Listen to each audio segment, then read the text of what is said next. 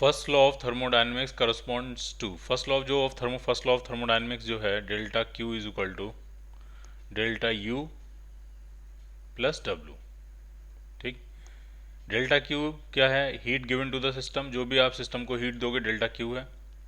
और उस जो हीट मिलेगी सिस्टम को, उससे सिस्टम दो काम करेगा। एक तो कुछ तो हीट से अपनी इंटरनल एनर्जी बढ़ा लेगा और कुछ हीट से वर्क कर देगा। तो ये जो डब्लू है वो work done by the system है, बाई द गैस है। ये जो डब्लू है ये क्या है? Work done by the gas या बाई द सिस्टम। तो ये जो फर्स्ट लॉ ऑफ थर्मोडायनेमिक्स है ये सिंपल एक हिसाब किताब का लॉ है कि कितने मिले, कितने कहाँ खर्च किए, कितने से क्या किया। तो ये सिंपली कंजर्वेशन ऑफ एनर्जी है कि कितनी एनर्जी सिस्टम ने एब्जॉर्व करी, उसमें से कितना हिस्सा उसने अपनी इंटरनल एनर्जी बढ़ाने में खर्च कर लिया और कितने हिस्से से सिस्टम ने वर्क कर दिया। ठीक। So it is corresponding to conservation of energy in a given process for an ideal gas. अगर वर्क डन आपका जीरो है और हीट जो है वो नेगेटिव है। नेगेटिव का मतलब ये हुआ कि सिस्टम ने हीट एब्जॉर्व नहीं करी, सिस्टम ने हीट रिजेक्ट कर दी है। जो जो साइन कन्वेंशन होता है वो इस तरह से होता है, delta Q is equal to, मैं delta U plus delta W या खाली डब्ल्यू लिख देते हैं। तो इसको हम पॉजिटिव तब मानते हैं जब सिस्टम ने हीट एब्जॉर्व करी होती है। इसको निगेटिव तब हम कहते हैं जब सिस्टम ने हीट रिजेक्ट कर दी होती है। ठीक। डेल्टा यू पॉजिटिव तब होगा जब इंटरनल एनर्जी बढ़ रही होती है। डेल्टा यू निगेटिव तब होगा जब इंटरनल एनर्जी घट रही होती है। ठीक है। वर्क डन पॉजिटिव तब होगा जब सिस्टम वर्क कर रहा होता है। ठीक है। वॉल्यूम एक्सपेंड कर रहा होता है, गैस का वॉल्यूम बढ़ रहा होता है, सिस्टम वर्क कर रहा होता है, तब उसको हम पॉजिटिव लेते हैं। और अगर गैस कंप्रेस कर रही होती है तब work done by the gas हम क्या लेते हैं? नेगेटिव। सिंपल है। अगर गैस एक्सपेंड कर रही है तो work done by the gas positive है, अगर गैस कंप्रेस हो रही है तो work done by the gas negative है। Clear?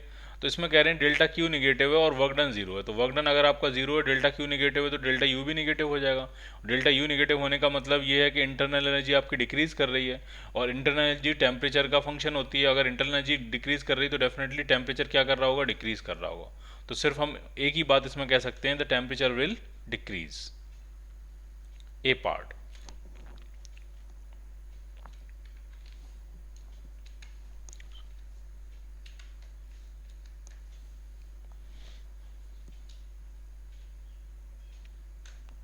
If delta Q and delta W represent the heat supplied to the system and work done on the system, देखिए यहाँ गड़बड़ हो गया।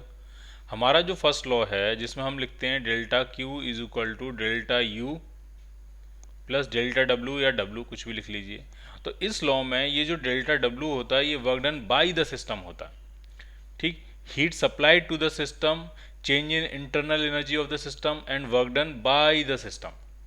लेकिन इस केस में कह रहे हैं कि work done on the system अगर हो तो फर्स्ट लॉ क्या बन जाएगा? तो अगर ऑन द सिस्टम होगा तो तुरंत यहाँ पे एक नेगेटिव का साइन आ जाएगा। तो अब जो फर्स्ट लॉ बनेगा वो ये बनेगा, delta Q is equal to delta U minus delta W. ठीक। और जरा ढंग से समझ लीजिए, फिजिक्स में जो फर्स्ट लॉ यूज़ करते हैं वो हम ये यूज़ करते हैं। क्यों? क्योंकि ये heat supply to the system है, ये change in internal energy of the system है, और ये work done by the system है। ठीक है। Work done by the gas है। और केमिस्ट्री में जो हम फर्स्ट लॉ यूज़ करते हैं वो हम ये वाला लॉ यूज़ करते हैं। अब इसमें माइनस क्यों आ गया? बस फर्क इतना ही है कि यहाँ पे ये work done by the system है और यहाँ पे ये work done on the system है, इसलिए इस माइनस साइन आ गया। ठीक है। फिजिक्स और केमिस्ट्री में कन्वेंशन में थोड़ा सा अंतर है। कन्वेंशन में कहना ठीक नहीं है, नोटेशन में थोड़ा सा अंतर है। फिजिक्स में यहाँ पे जो डेल्टा डब्ल्यू का नोटेशन है वो है work done by the system, और केमिस्ट्री में ये डेल्टा डब्ल्यू का जो नोटेशन होता है वो होता है work done on the system.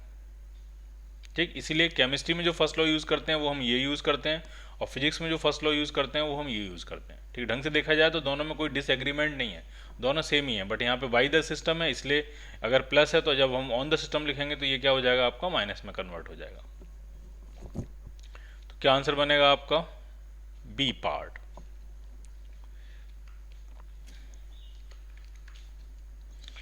A thermodynamic system is taken from state P1 V1 to P2 B2 by two different processes. The quantity which will remain same will be। ठीक है।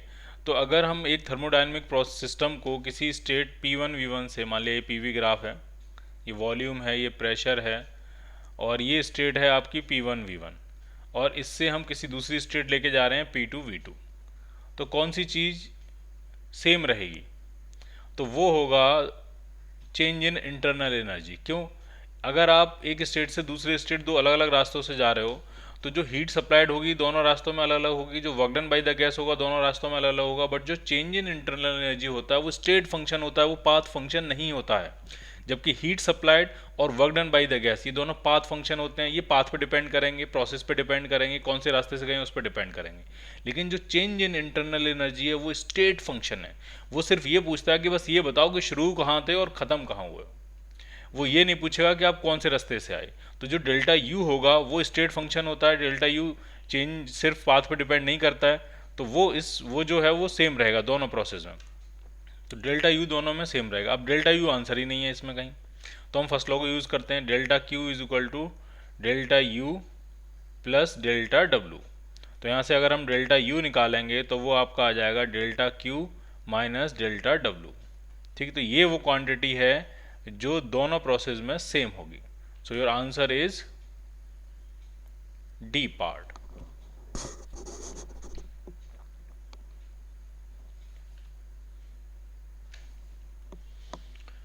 इस system is taken from state A to state B along two different paths 1 and 2।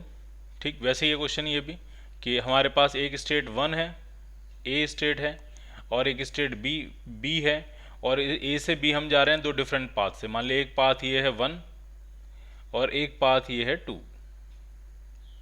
Path का मतलब होता है process, किस process से आप स्टेट 1 से स्टेट 2 जा रहे हो, किस प्रोसेस से आप स्टेट ए से स्टेट बी जा रहे हो। तो एक प्रोसेस है 1 और एक प्रोसेस है 2, एक पाथ है 1 एक पाथ है 2। ठीक, अब ये कह रहे हैं the heat absorb and the work done by the system. ठीक है, बाय द सिस्टम ही लेते हैं हम। Along to paths are Q1 Q2 and W1 W2 respectively. ठीक है, यहाँ पे जो हीट एब्जॉर्ब हुई है वो Q1 है, सिस्टम ने वर्क किया है W1। यहाँ पे जो हीट एब्जॉर्ब हुई है Q2 है, सिस्टम ने वर्क किया W2। तो क्या चीज़ सेम होगी? तो ऑब्वियसली जो इंक्रीज इन इंटरनल एनर्जी होगा वो सेम होगा।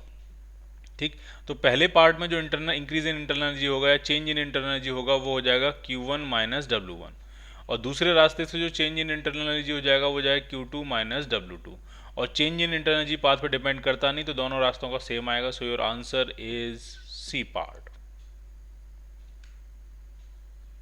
Clear? An ideal monoatomic gas is taken around the cycle as shown in PV diagram. एक आइडियल मोनोएटोमिक गैस है और हम एक PV ग्राफ दिया है और एक साइक्लिक प्रोसेस है। ठीक है, मान लिया अगर हम यहाँ से शुरू करें तो ये इस पॉइंट से शुरू कर रहा है, ये एरो इस तरह से है, फिर ये यहाँ जा रहा है, फिर ये एरो इस तरह से है, फिर ये यहाँ पहुँच रही है, फिर इधर एरो इस तरह से, और ये साइक्लिक प्रोसेस है। वर्क डन पूछ रहे हैं ड्यूरिंग द साइकिल क्या होगा। तो बहुत ही सिंपल, अगर PV का ग्राफ दिया है आपको और साइक्लिक प्रोसेस हो तो दो चीज़ें आपको ध्यान रखनी है। पहली बात, अगर PV साइकिल क्लॉकवाइज है तो वर्क डन पॉजिटिव होगा bye the gas, bye the system, और अगर एंटी क्लॉकवाइज है तो work done by the gas bye the system negative होगा। ठीक, और वो वर्क डन का मैग्नीट्यूड किसके बराबर होगा? तो सिंपली एरिया अंडर कर्व होता है। ये जो इस कर्व के अंदर का area enclosed with in the cycle कहिए आप, साइकिल के जो अंदर का एरिया एनक्लोज्ड है वही उसके बराबर होता है, वर्क डन के बराबर। तो कितना आ जाएगा? तो पहली बात तो पॉजिटिव आएगा, वो समझ में आ गया आपको, साइकिल क्लॉकवाइज है। और ट्राइंगल का एरिया होता है half base into height. Half base कितना दिया है? तो वो है 2V0, और हाइट जो है वो P0 है, तो ये वर्क डन आ गया आपका plus P0 V0। So your answer is B part.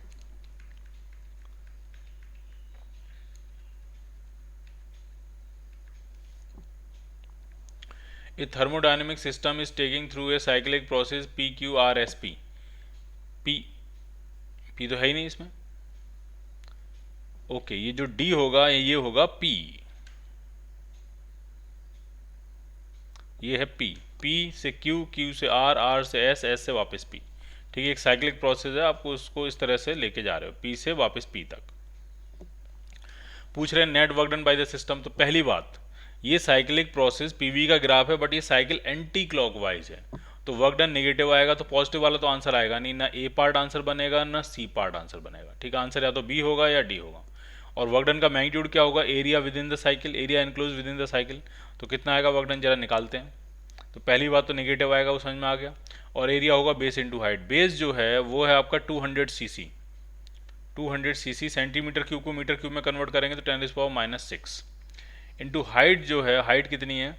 जो हाइट है वो है आपकी 100 किलो पास्कल से 200 किलो पास्कल, मतलब 100 किलो पास्कल। तो हाइट जो है वो है आपकी 100 किलो पास्कल, यानी 10⁻3। तो ये होगा आपका वर्क डन। जरा देखें कितना आने वाला है। 10⁻⁻⁶, 3 पावर ये हैं 4 5 6 खत्म। तो ये आने वाला है -20 जूल। ये होगा work done by the system. So your answer is B part, work done by the gas.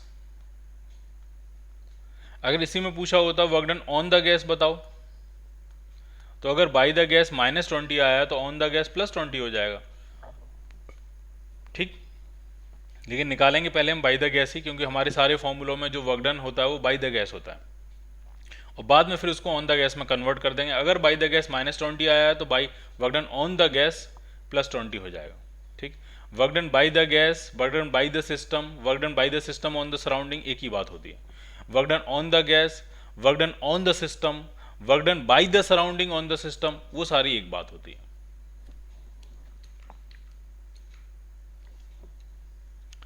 N ideal gas is taken around A B C ए से बी,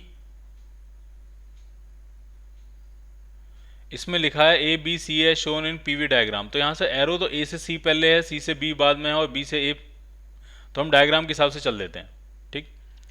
अब वर्क डन पूछ रहे हैं। अब अगर हम डायग्राम के हिसाब से चलेंगे तो समस्या ये है कि ये जो डायग्राम में एरो बनाए हैं वो एंटी क्लॉकवाइज हैं, जबकि सारे आंसर क्लॉक पॉजिटिव के हिसाब से दिए हैं, क्लॉकवाइज के हिसाब से दिए हैं। तो हम क्वेश्चन के हिसाब से चलेंगे और इसको मॉडिफाई करना पड़ेगा आपको। आप ए से बी जाइए, बी से सी आइए और सी से वापस ए आइए। ये एरो आपको मॉडिफाई ही करने पड़ेंगे। ये आपको समझ में आ रहा है क्या हो रहा है यहाँ पे? क्वेश्चन में लिखा है साइकिल के बारे में ए से बी से सी से ए। डायग्राम में जो एरो थे वो ए से सी था, सी से बी था, बी से ए था, ठीक।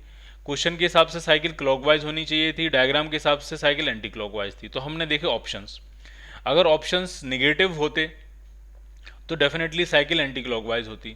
चारों को चारों ऑप्शन पॉजिटिव हैं तो डेफिनेटली साइकिल कैसी होगी आपकी? क्लॉकवाइज होगी। तो हमने क्वेश्चन को मॉडिफाई कर लिया है, ठीक, सही कर लिया है। तो जो वर्क डन होगा वो कितना हो जाएगा वही आपको निकालना है। तो वर्क डन होगा area, work done by the gas, area के बराबर होगा, एरिया होगा half base into height. Base जो है वो 2v के बराबर है और हाइट जो है वो 2p के बराबर है। सो ये work done is 2pv, A part.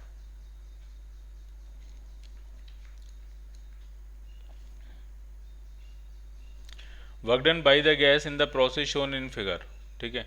ये प्रोसेस है, पीवी ग्राफ है और work done by the gas जो है वो पूछ रहे हैं, ठीक। अब गौर से देखेंगे, इसमें हमें ये आइडेंटिफाई करना है कि साइकिल कैसी है। तो एरो एक तो ये बहुत छोटे लगाते हैं, तो आगे एरो ढंग से देखना। तो एरो ये इस तरह से लगे हुए हैं, इसका मतलब साइकिल जो है वो आपकी एंटी क्लॉकवाइज है। और अगर cycle anti clock, PV diagram अगर आपका एंटी क्लॉकवाइज साइकिल हो तो वर्क डन कैसा होगा आपका? Negative. So your answer is B part. A certain amount of an ideal gas is taken from state A to state B। एक ideal gas है, उसको स्टेट A से state B तक लेके जा रहे हैं। दो अलग अलग आपके पास प्रोसेस हैं, ठीक। एक प्रोसेस है फर्स्ट और एक प्रोसेस है आपके पास second. If the amount of heat absorb by the gas are Q1 and Q2 respectively. Amount जो ऊपर वाले प्रोसेस में जो हीट एब्जॉर्ब करी है वो Q1 है, नीचे वाली प्रोसेस में जो हीट एब्जॉर्ब करी है वो Q2 है, ठीक। अब जरा समझिए, हमें इन दोनों कंपेयर करना है, कौन सा बड़ा होगा कौन सा छोटा होगा। तो जो हीट एब्जॉर्ब होती है वो होती है increase in internal energy plus work done by the gas. अब इनिशियल और फाइनल स्टेट सेम है, तो इसका मतलब इंक्रीज इन इंटरनल एनर्जी तो दोनों प्रोसेस में सेम होगी। अब कितनी हीट एब्जॉर्ब होगी ये वर्क डन से डिसाइड होगा। और वर्क डन जो होता है पीवी ग्राफ का एरिया अंडर कर्व होता है। अगर मान लिया ये प्रोसेस है, इस स्टेट से इस स्टेट तक पीवी ग्राफ दिया है, तो अगर इसमें वर्क डन निकालना होगा तो इसका जो एरिया अंडर कर्व होगा, ये जो एरिया अंडर कर्व होगा यही होगा आपका work done by the gas. यह है समझ में आपको, ठीक। तो work done by the gas किस केस में ज़्यादा होगा? तो एरिया फर्स्ट वाले कर्व के नीचे का एरिया ज़्यादा होगा, सेकंड वाले कर्व के नीचे का एरिया कम है। तो सेकंड वाले प्रोसेस में वर्क डन कम होगा, फर्स्ट में वर्क डन ज़्यादा होगा। और जिस केस में वर्क डन ज़्यादा होगा उसी केस में हीट भी ज़्यादा एब्जॉर्ब होगी। So Q1 is greater than Q2। So your answer is C part. In a thermodynamic process 200 joule of heat is given to a gas and 100 joule of work is also done on it, ठीक है। आपने 200 joule heat दे दी तो delta Q जो होगा वो +200 होगा। जो heat system को दी जाती है वो पॉजिटिव मानते हैं हम, जो हीट सिस्टम से ली जाती है वो नेगेटिव मानते हैं, ठीक। और क्या कह रहे हैं?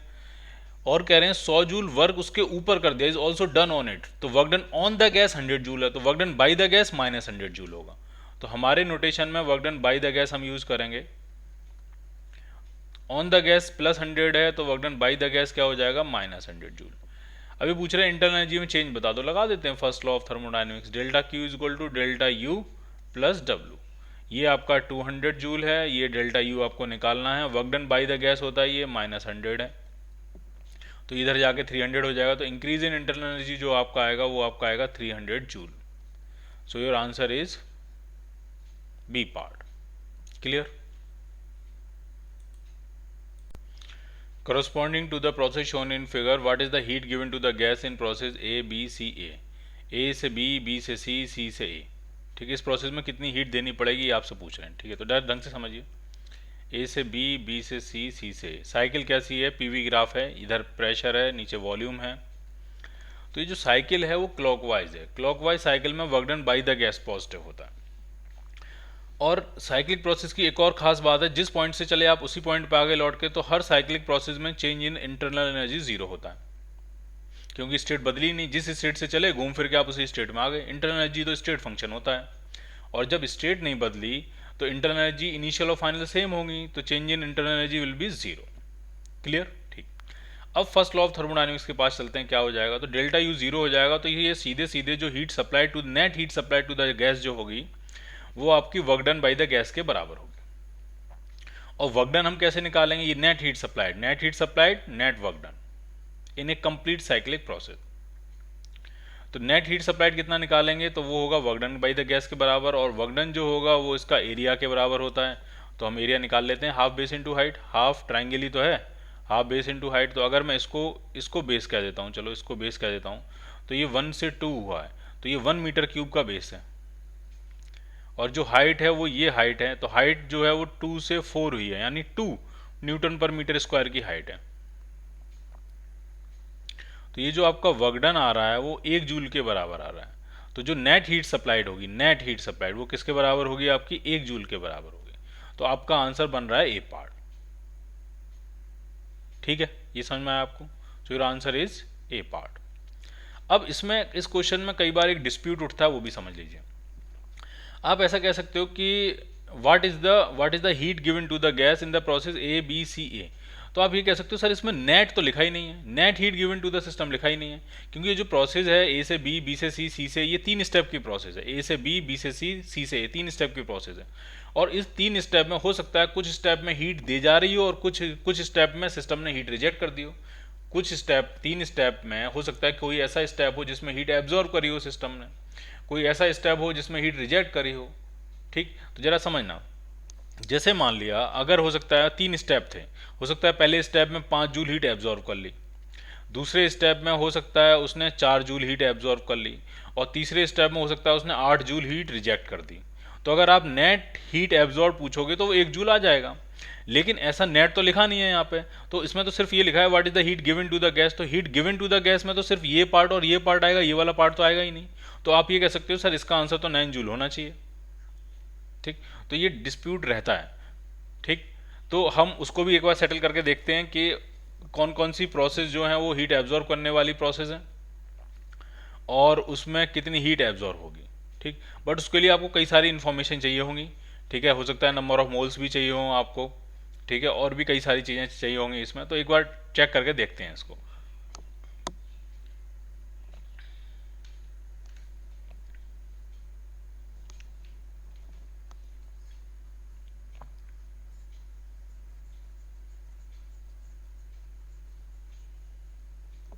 देखिए, सबसे पहले हम बात करेंगे प्रोसेस ए बी की। ठीक है, ए बी प्रोसेस में जो work done by the gas है वो नेगेटिव होगा। कैसे पता लगा आपको? क्योंकि वॉल्यूम कम हो रहा है, और जब भी वॉल्यूम कम होता है तो work done by the gas negative होता है। ठीक है, तो ए बी प्रोसेस में जो work done by the gas होगा वो क्या होगा, आपका नेगेटिव होगा। ठीक, बाकी इंटरनल एनर्जी का चेंज कैसा होगा, पॉजिटिव होगा नेगेटिव होगा, जरा वो सोचते हैं। तो जो इंटरनल एनर्जी का चेंज होगा, यहाँ पे टेम्परेचर कितना है, तो यहाँ प्रेशर और वॉल्यूम का प्रोडक्ट 4 के बराबर है। पीवी के हिसाब से हम नहीं देखेंगे, मैं एक क्वेश्चन सोच रहा हूँ, PV is equal to NRT, और मैं उसके हिसाब से सोच रहा हूँ कि टेम्परेचर जो है वो पीवी के प्रोडक्ट के प्रोपोर्शनल होगा, और हम पीवी के प्रोडक्ट पर फोकस करेंगे कि वो बढ़ रहा है कि कम हो रहा है। ठीक है, तो ए पॉइंट के लिए पी और बी का प्रोडक्ट जो है वो आपका 4 के बराबर है, और बी पॉइंट के लिए भी पी और बी का प्रोडक्ट 4 के ही बराबर है। यानी ए का जो टेम्परेचर होगा वही टेम्परेचर बी का होगा। इसका मतलब ए से बी तक की प्रोसेस में नेट इंटरनल एनर्जी में कोई चेंज नहीं आएगा। ठीक, तो समझिए ए बी प्रोसेस के बारे में बात कर रहे हैं हम। तो ये जो ए बी प्रोसेस है, ठीक है, इसमें work done by the gas तो आ रहा है निगेटिव, और चेंज इन इंटरनल एनर्जी आ रहा है जीरो। और अगर हम फर्स्ट लॉ लगा के सोचेंगे delta Q is equal to delta U plus W, तो ये तो हो गया जीरो और ये है निगेटिव। इसका मतलब डेल्टा क्यू भी कैसा होगा, निगेटिव। डेल्टा क्यू निगेटिव होगा, इसका मतलब ए बी जो एक ऐसी प्रोसेस है जिसमें हीट एब्जॉर्ब नहीं हुई है, सिस्टम ने हीट क्या करी है, रिजेक्ट करी है, तो ये प्रोसेस हमारे काम की नहीं है। ये समझ में आ गया? क्योंकि हमें तो सिर्फ heat absorb, heat given to the gas पूछा गया, heat absorb by the gas, heat given to the system पूछा गया। तो इस स्टेप में तो हीट दी नहीं है, इसमें तो हीट रिजेक्ट करी है, तो ये प्रोसेस हमारे काम की नहीं है। क्लियर? अब हम दूसरी प्रोसेस पे चलते हैं। अब आपकी प्रोसेस है बीसी। ठीक, अब जरा समझिए, इसमें जो बीसी प्रोसेस है इसमें वॉल्यूम बढ़ रहा है, वॉल्यूम बढ़ रहा है तो वर्क डन होगा पॉजिटिव। तो एक बात पता लग गई कि वर्क डन जो होगा वो कैसा होगा, पॉजिटिव। कितना होगा निकाल लेंगे, जरूरत पड़ेगी जब हमको। ठीक, निकाल ही लेते हैं। ये जो प्रोसेस है, ये प्रोसेस आपकी आइसोबारिक है जिसमें प्रेशर कांस्टेंट है, और प्रेशर कांस्टेंट पे जब वॉल्यूम बढ़ रहा होता है तो वर्क डन का फॉर्मूला आपका आता है पी डेल्टा वी। ये जनरल फॉर्मूला नहीं है। पी डेल्टा वी सिर्फ कांस्टेंट प्रेशर के केस में एप्लीकेबल होता है। तो प्रेशर है आपका 4 और वॉल्यूम वन से बढ़ के 2 हो गया, तो increase in volume 2 minus 1 it is 1। तो ये जो वर्क डन आ गया 4 जूल के बराबर आ गया। अब जरा इंटरनल एनर्जी के बारे में सोचते हैं कि इंटरनल एनर्जी में क्या होगा। ठीक है, तो बी से सी जाने पे टेम्परेचर बढ़ रहा होगा।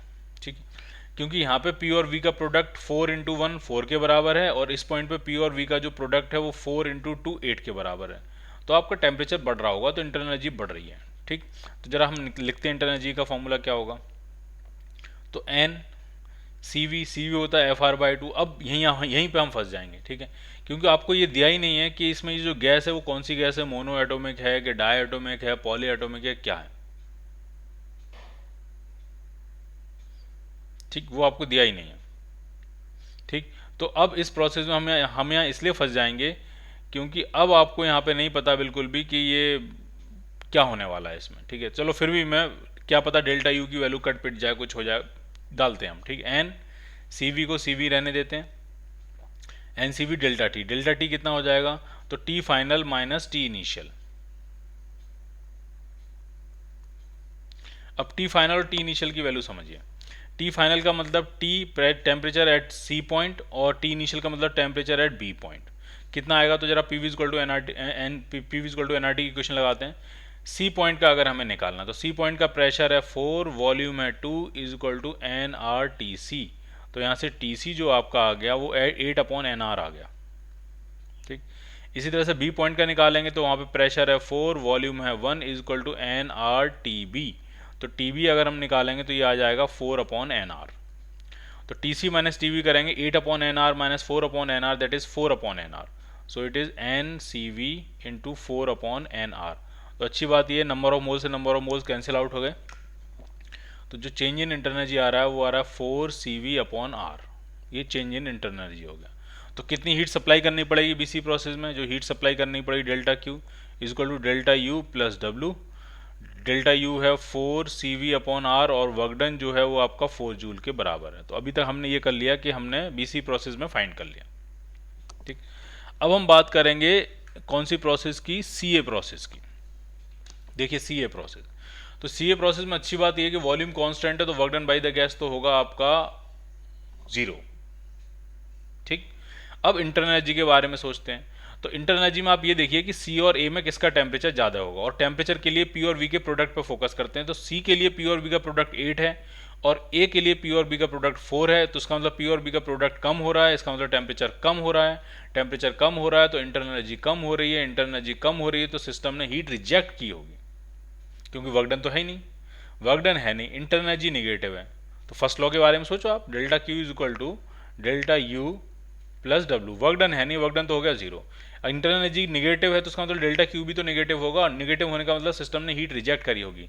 इसका मतलब ये वो हिस्सा है जिसमें सिस्टम ने हीट रिजेक्ट करी होगी, तो ये भी हमारे काम का नहीं। तो एब्जॉर्व करने वाली जो प्रोसेस है वो सिर्फ एक है BC, और उसमें कितनी हीट एब्जॉर्व करी है तो वो ये है 4 CV/R + 4 जूल। अब ये तब तक सेटल नहीं होगा जब तक आपको ये ना पता हो कि ये मोनो एटोमिक गैस है, डायटोमिक गैस है, कैसी गैस है। अगर मैं कहूँ मोनो एटोमिक गैस है तो CV की वैल्यू आप डाल सकते हो 3R/2। अगर मैंने कहा डायटोमिक गैस है तो CV की वैल्यू हो जाएगी 5R/2। ठीक है, पॉली एटोमिक गैस है तो CV, poly atomic non linear gas है तो CV की वैल्यू हो जाएगी आपकी 6R/2, मतलब 3R। तो ये तब तक सॉल्व नहीं होगा। ठीक है, तो ये क्वेश्चन में जरा सी मिस्टेक की वजह से हमको इतनी सारी कैलकुलेशन करने पड़ गई। और वो मिस्टेक याद क्या थी कि what is the heat given to the gas की जगह what is the net heat given to the gas यहाँ होना चाहिए था। इसका एरिया निकाला था, सीधे से सीधे आंसर 1 जूल बन जाता आपका। ठीक, लेकिन कई बार क्वेश्चंस में स्पेशली मेंशन होता है नेट हीट नहीं फाइंड करना, तो बड़े क्वेश्चंस होते हैं उनमें बस ये पूछते हैं what is the heat given to the system. ठीक, तो आपको बिल्कुल ऐसे ही करना पड़ेगा जैसे मैंने ये सेटल किया है, बट फिर उसमें और इन्फॉर्मेशन दी होगी, कितने नंबर ऑफ मोल्स हैं वो पता होगा, या कौन सी गैस है, मोनो एटोमिक है, डायटोमिक, वो पता होगा। वो सारी इन्फॉर्मेशन आपके पास रहेगी तो आप एक बेहतर तरीके से उसको कैलकुलेट कर पाओगे। तो ये 12th क्वेश्चन काफ़ी इंपॉर्टेंट था, इसमें काफ़ी सारी चीज़ें डिस्कस हुई हैं, तो वो आपको समझ में अच्छे से आना चाहिए।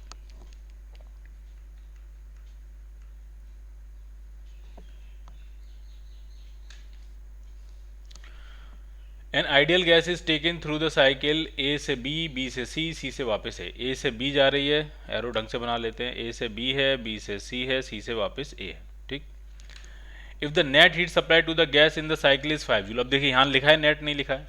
नेट का मतलब पूरे साइकिल की कंप्लीट हीट। ठीक, नेट हीट सप्लाई जो है वो 5 जूल के बराबर है, और पूछ रहे हैं what is the work done by the gas in process CA। C से A तक जाने में work done by the gas आपसे पूछ रहे हैं। ठीक, इसमें एक चीज जो मिसिंग है वो ये है कि C पॉइंट का प्रेशर कितना है, ये मिसिंग है। ठीक, C पॉइंट का ये जो प्रेशर है ये मिसिंग है। ठीक, P कुछ नाम दे देता हूं मैं इसको, चलो P लिख देता हूं सिर्फ। ठीक है, C पॉइंट का वॉल्यूम पता है आपको 2 मीटर क्यूब, B पॉइंट का वॉल्यूम 2 मीटर क्यूब है, A पॉइंट का वॉल्यूम 1 मीटर क्यूब है, A का प्रेशर आपका 10 न्यूटन पर मीटर स्क्वायर है, B का प्रेशर भी पता है, C का प्रेशर यहां से मिसिंग है। ठीक, तो ये इन्फॉर्मेशन मिसिंग है, तो इसकी वजह से हमें मुश्किल हो सकती है। ठीक है, अब जरा सेटल करते हैं। देखिए कह रहे हैं पूरे साइकिल में work net heat supplied to the gas 5 joule है। अब आप ये कहोगे सर ये तो साइकिल एंटी क्लॉकवाइज है तो नेट हीट सप्लाइड तो निगेटिव आनी चाहिए, लेकिन ग्राफ भी तो पलट दिया है, यहाँ वॉल्यूम कर दिया है, नीचे प्रेशर कर दिया है। ये आपको समझ में आया? ऊपर प्रेशर होता है, नीचे वॉल्यूम होता है, तब वो बात थी कि क्लॉकवाइज का मतलब work done by the gas positive, anti clockwise का मतलब work done by the gas negative. अब जब नोटेशन भी पलट दिए हैं, एक्स एक्सिस को वाई एक्सिस बना दिया, वाई एक्सिस को एक्स एक्सिस बना दिया है, तो यहाँ भी चेंज हो जाएगा। एंटी क्लॉकवाइज जो होगा वो पॉजिटिव होगा, क्लॉकवाइज जो होगा वो नेगेटिव होगा। ठीक, तो इसका एरिया निकालें और उसको 5 के बराबर पुट करते हैं। ठीक है, तो हाफ बेस इंटू हाइट हो सकता है, उससे हमें प्रेशर मिल जाए। ठीक है, बेस कितना है तो चलो इसको बेस मान लेते हैं, तो बेस है 10 - P, यूनिट सही है, और हाइट जो है वो 1 के बराबर है, और ये एरिया आपका 5 के बराबर आएगा। तो 10 - P = 10, सो P इज 0। तो आपको प्रेशर पता लग गया कि ये जो पॉइंट है C बेसिकली ये 0 प्रेशर का पॉइंट है। ठीक, यहाँ पे प्रेशर 0 है, बेसिकली C पॉइंट फिर यहाँ ना होके यहाँ मिलना चाहिए था। कोई बात नहीं, हमें वैल्यू पता लग गई, C का प्रेशर हमें पता लग गया 0 है। ठीक, अब आपसे ये पूछ रहे हैं कि CA जो प्रोसेस है उसमें work done by the gas पूछ रहे हैं। तो C किसी भी इंडिविजुअल प्रोसेस में, साइक्लिक नहीं हो, किसी भी इंडिविजुअल प्रोसेस में जो work done by the gas होता है वो एरिया अंडर PV ग्राफ होता है। तो वैसे अगर P यहाँ होता, V यहाँ होता, तो एरिया हम ये वाला लेते हैं। मैं अलग से आपको बना के दिखा देता हूँ। अगर मान लिया नॉर्मल सिचुएशन होती है, जैसे यहाँ प्रेशर हो और यहाँ वॉल्यूम हो, और ये मान लिया आपकी साइक्लिक प्रोसेस, ये कोई प्रोसेस है, साइक्लिक नहीं कोई भी प्रोसेस है, तो इसमें अगर वर्क डन पूछा जाएगा तो एरिया अंडर PV ग्राफ, तो ये वाला एरिया होता है जो वर्क डन के बराबर होता है। अगर वॉल्यूम बढ़ रहा है तो वर्क डन पॉजिटिव होगा, वॉल्यूम घट रहा है तो वर्क डन नेगेटिव होगा। लेकिन अगर मान लिया ग्राफ आपने पलट दिया, आपने यहां रखा प्रेशर और यहां रखा वॉल्यूम, ठीक, और इस तरह से आपका ग्राफ था कुछ, तो अब ये नीचे वाला एरिया नहीं आएगा। अब जो एरिया अंडर कर्व जो आएगा वो ये वाला एरिया आएगा, ये बनेगा एरिया अंडर कर्व। और इसमें भी वही बात होगी, अगर वॉल्यूम बढ़ रहा होगा तो वर्क डन पॉजिटिव होगा, वॉल्यूम अगर घट रहा होगा तो वर्क डन नेगेटिव होगा। तो सबसे पहले हम ये देखते हैं कि वर्क डन पॉजिटिव होगा कि नेगेटिव होगा। तो C से A जो प्रोसेस है उसमें वॉल्यूम कम हो रहा है, तो वर्क डन नेगेटिव होगा तो ठीक है, चारों आंसर नेगेटिव भी हैं। तो एरिया कौन सा वाला आएगा, तो एरिया आपका ये वाला आएगा एरिया। ठीक, तो जरा सेटल करते हैं इसको। और ये सी पॉइंट का प्रेशर आपका 0 आ गया है, तो बेसिकली अगर हम ढंग से डायग्राम बनाएं तो ये ग्राफ आपका ऐसा रहा होगा, सी पॉइंट यहां ना होके यहां होगा।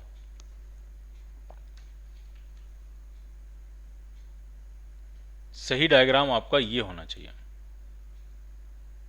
जब प्रेशर 0 आ गया तो आपको पता तो लग ही गया कहाँ है वो, तो ये होना चाहिए आपका सही गया। तो ये वाला एरिया आपको फाइंड करना है। ठीक, half base into height, base जो है वो 10 के बराबर होगा और जो हाइट है वो 1 के बराबर होगी, और नेगेटिव आंसर होगा क्योंकि वॉल्यूम जो है वो कम हो रहा है, तो आपका आंसर आया -5 joule. So your answer is a part.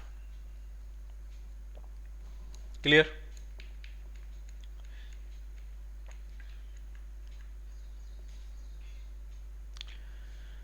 The PV diagram of a system undergoing a thermodynamic transformation is shown in figure। एक PV डायग्राम दिया है आपको इस तरह से, तो प्रोसेस A से B जा रही है, फिर B से C होगा, ये T नहीं होगा, यहाँ C होगा, और C से वापस प्रोसेस A जा रही है। ठीक है, PV ग्राफ आपको दिया हुआ है। The work done on the system in going from A to B and B to C, A से B और B से C जाने में work done on the system दिया है 50 जूल, तो work done by the system कितना हो जाएगा, -50 जूल। तो A से B और B से C जाने का total work done by the system जो होगा वो हो जाएगा -50 जूल। ठीक, and 20 calorie heat is given to the system, तो हीट गिवन को ही पॉजिटिव मानते हैं, तो डेल्टा क्यू ए से बी और बी से सी जो हुआ वो आपका 20 कैलोरी है, 1 जूल में है 1 कैलोरी में, सही करना पड़ेगा आपको। तो इसको भी अगर जूल में कन्वर्ट कर लें तो 20 इंटू 4.2, पॉइंट हटेगा 0 बढ़ेगा तो आपका आ जाएगा 84 कैलोरी। 84 कैलोरी हीट सप्लाई करी है और सिस्टम ने वर्क किया -50 जूल। तो आपसे पूछ रहे हैं चेंज इन इंटरनल एनर्जी पूछ रहे हैं बिटवीन ए एंड सी, ए से ए और सी के बीच में चेंज इन इंटरनल एनर्जी पूछ रहे हैं। तो चाहे आप ए से बी रास्ते से निकालो या ए से डायरेक्ट सी से निकालो, उससे कोई फर्क पड़ेगा नहीं, इंटरनल एनर्जी तो स्टेट फंक्शन होती है। तो हमारे पास ए से बी होते हुए सी तक जाने के दोनों वैल्यूज दिए हैं, तो हम उसी से निकालेंगे। ठीक, तो क्या फॉर्मूला होता है, delta Q is equal to होता है delta U plus W. Delta Q कितना है, 84 जूल, सॉरी जूल है, अब ये जूल है, कैलोरी से जूल में कन्वर्ट हो गया। डेल्टा यू कितना है वही आपको निकालना है, और वर्क डन है -50 joule. So delta U is equal to 134 joule. Increase in internal energy will be 134 joule. So your answer is D part. Clear? अब इस क्वेश्चन में कुछ गड़बड़ थी, लेकिन अब वो मैथमेटिकली तो करेक्ट ही है ये, बट डायग्राम के हिसाब से कुछ इसमें प्रॉब्लम है, तो चलो रहने देते हैं, उनको नहीं डिस्कस करते हैं। लेकिन इसमें है, ये क्वेश्चन जो है वो टेक्निकली साउंड नहीं है। ठीक है, आप समझ ही लो, आप देख ही लो इसमें। देखिए, अगर मैं ए और सी में आप डायरेक्ट से पूछूं आपसे बताओ किसका टेम्परेचर ज़्यादा होगा, तो आप तुरंत कह दोगे ए का टेम्परेचर ज़्यादा होगा। ए का टेम्परेचर ज़्यादा है, सी का टेम्परेचर कम है, तो ए से सी आने में इंटरनल एनर्जी का तो डिक्रीज हुआ होगा, और इंटरनल एनर्जी का डिक्रीज हुआ है तो आंसर पॉजिटिव कैसे आ गया। ठीक, तो प्रॉब्लम जो है वो इनकी वैल्यूज में है कि work done on the gas 50 joule दिया है, 20 calorie heat given to the system है, तो ये जो वैल्यूज हैं ये बस रैंडम वैल्यूज हैं, फेक वैल्यूज हैं। ठीक है, एक्चुअल में ये वैल्यूज हो नहीं सकती इस तरह के सेटअप में, इस तरह का जो डायग्राम दिया है इस तरह के सेटअप में ये हो नहीं सकती, क्योंकि ए से बी और बी से सी में अगर आप नेट वर्क डन निकालोगे सिस्टम का बाय द सिस्टम, ठीक है, तो वो निगेटिव आएगा, वो तो ठीक है, लेकिन जो हीट गिवन है वो कह रहे हैं 20 calorie heat is given to the system, ये इन्फॉर्मेशन फेक है, ये गलत है इन्फॉर्मेशन। 20 कैलोरी हीट आप सिस्टम को दे नहीं सकते, सिस्टम हीट जो है वो रिजेक्ट करेगा, सिस्टम हीट क्या करेगा, रिजेक्ट करेगा। तो ठीक है, अब जैसा उन्होंने इन्फॉर्मेशन दी है, जैसी वैल्यूज दी हैं उसके हिसाब से हमने कैलकुलेट कर लिया है, ठीक है, और हमको आंसर मिल गया।